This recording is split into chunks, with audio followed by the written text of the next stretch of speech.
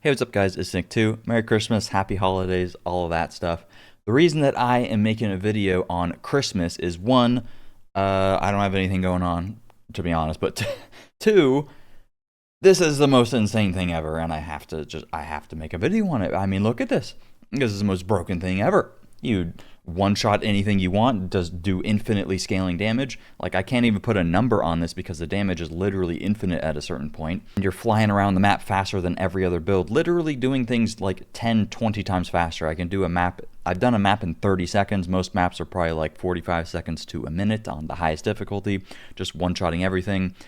This build existing is probably going to annihilate the economy because if you are on this with enough rarity, you're just going to get like a disgusting amount of gear and XP. So yeah, I did not create this build. I just watched a video of Jung Roan the other day doing this on Blood Mage, and I was like, I wonder if I could do this on Stormweaver. A lot of stuff is going to have to be different, but I wonder if it'll work. And I set it up, pretty much spent all last night doing so, and this is the result, just absolute pure mayhem. There's a huge barrier to entry in this build, and that's why it's not like, I'm going to show you how to do it and explain how it works and stuff, but it's not entirely a guide because this is completely out of reach for most people because the item needed to do it, Temporalis, is disgustingly expensive right now. They're probably going to nerf the ever-living crap out of this anyway, so I wouldn't worry too much about it. This is more of just a showcase, and for those of you guys that are interested in how it works and stuff. But let's just get into it. If you like the video or you have been finding a lot of the other videos helpful, feel free to drop a like and subscribe. I also want to mention that I've been helping out a lot of people with their builds, so if you feel like you're struggling and you need some help setting up your build or just swapping some stuff around, whatever it may be, feel free to message me on Discord. This is an entirely out-of-game, sort of like coaching service just to help people out.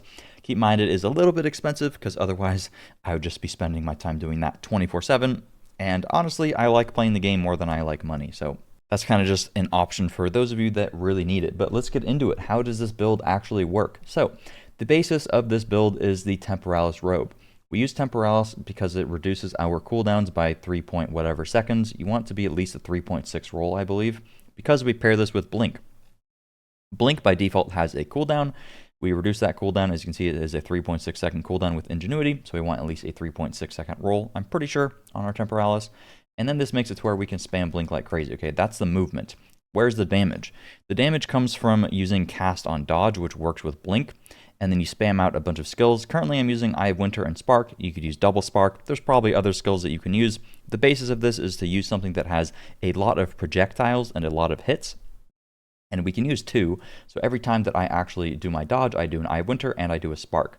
We want to use something with a lot of hits so that we can generate critical hits. The reason for this is we use Choir of the Storm. Anytime that we land a critical hit, it's going to trigger a lightning bolt, and this is what does all of our damage, basically. I have some other damage-oriented stuff, and we just have straight-up damage, so it's not all of it, but it's 99% of it. And then we have this cascading effect where the crits from the lightning bolt then trigger even more lightning bolts. So that's why bosses have this just infinite damage scaling, because you get a few crits on them, and then lightning bolts spawn, and then those lightning bolts spawn more lightning bolts, and then it's just quadratic scaling to the moon. That is the very core basis of the build. We use a Scepter in our offhand so that we can get additional spirit, so that we can actually sustain having Cast on Dodge and Blink. And then for defenses, I have Grim Feast. It gives you a ton of energy shield. I pair this with Adziri's Sustain, which you probably don't really need to do, but this just makes it to where I have energy shield while I'm pressing Eldritch Battery, and I have a decent bit of life. So I have almost 1800 life, 1100 energy shield, which is often like 2,000 to 5,000 with Grim Feast up. So that's just like 3k HP by itself. And then I have 3k mana. The reason I have 3k mana is that I am a Stormweaver, right? So it's decently powerful to scale maximum mana and then pair this with Mind Over Matter so that my effective HP is about, 5 to 6k. And we have basically infinite mana with this. Getting more mana also gives us increased attack speed, mana regeneration, and also damage with Arcane Intensity. You can make the argument that it's not worth going Eldritch Battery, all that stuff. I have played with the build for not very long, so it's not super min-max, but I don't know if you really need to min-max when you just one-shot everything anyways, right? This is just helpful. It's really cheap. You could argue a normal rare helmet might be better. I don't know. Those are the uniques. Quickly talk about skill gems, and then I'll go over the rest of the gearing and the skill tree, and then I'll just do some gameplay. I'll have a build link down below, I think. If anybody has recommendations for better ways to set it up, let me know. But because Lightning Bolt is the majority of our damage, we use Spell Echo for more damage, and then this cascades even more with the, double crits, blah, blah, blah. Consider casting just more damage. Overcharge. Because I am playing Stormweaver, I'm actually scaling my shock magnitude quite a bit. Currently, I have 50% with this on, so every mob just has double damage taken basically via the shocks. And then I also have instant lightning exposure. I have a lot of lightning exposure, somewhere around 60%. I just like this for consistency when mapping. Every single mob gets instantly double shocked, instantly exposed. You can make the argument for some more generic damage related things or a magnified effect for more AoE. This is what I found to be pretty good, but you can mess with it on your own terms if you prefer, and it still works, as I'll show in the gameplay. I have Blasphemy on. This is entirely unnecessary. It's literally just for conductivity. You could do Enfeeble for survivability.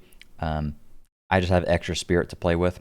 Grim Feast is quite good for survivability, kill mobs, get more energy shield. Cast on Dodge is our bread and butter. I have Eye of Winter paired with Spark. You want to have Spark in the last column here so that it procs upon ending the dodge. So that's pretty good. You could also just swap the orientation of this.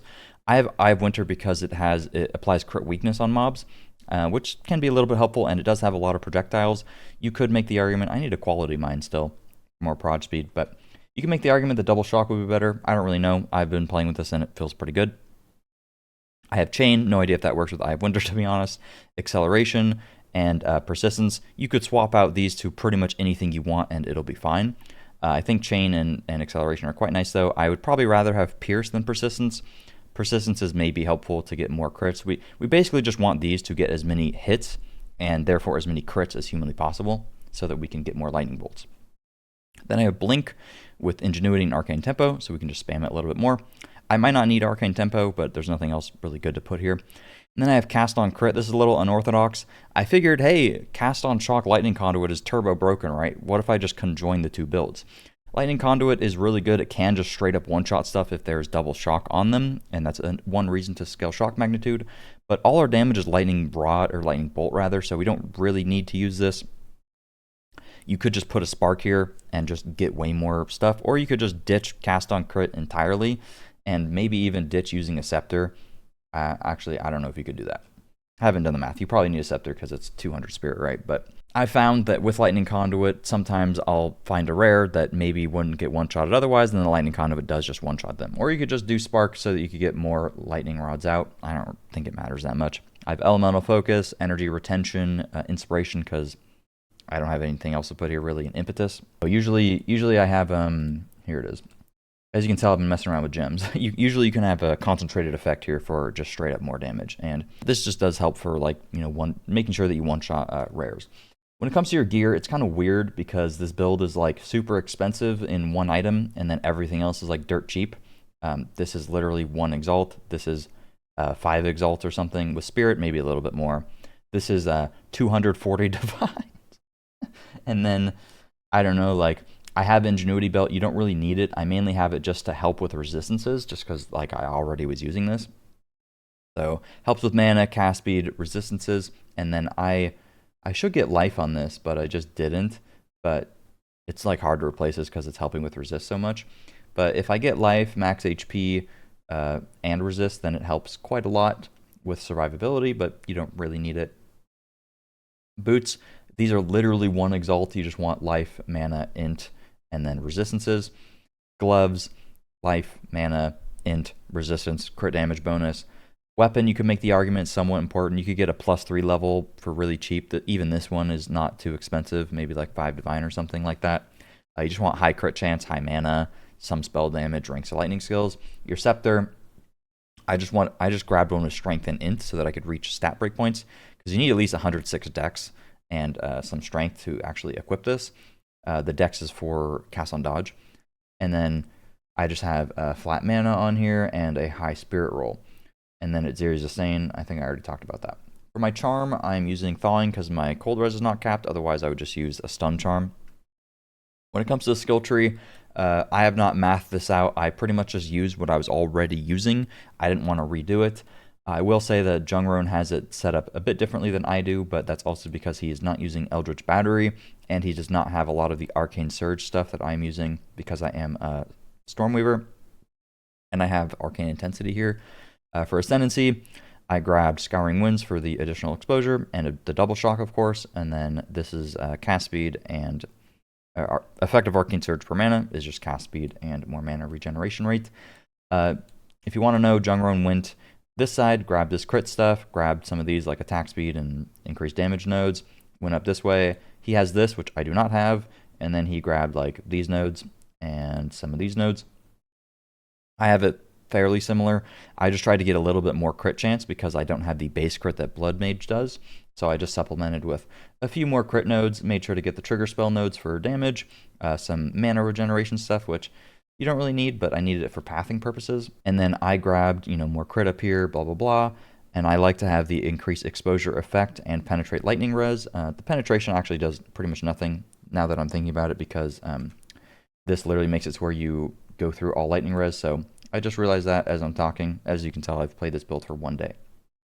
But anyways, the exposure is pretty good because just straight up more damage. Shock as well, more damage. Shock here, damage here, more crit here. I like to get a lot of jewels. You could swap this jewel and these points down here for the damage here in Wild Storm because that's pretty good, but you don't really need more damage with this build. I just wanted to be more consistent with landing crits, so that's what I went for.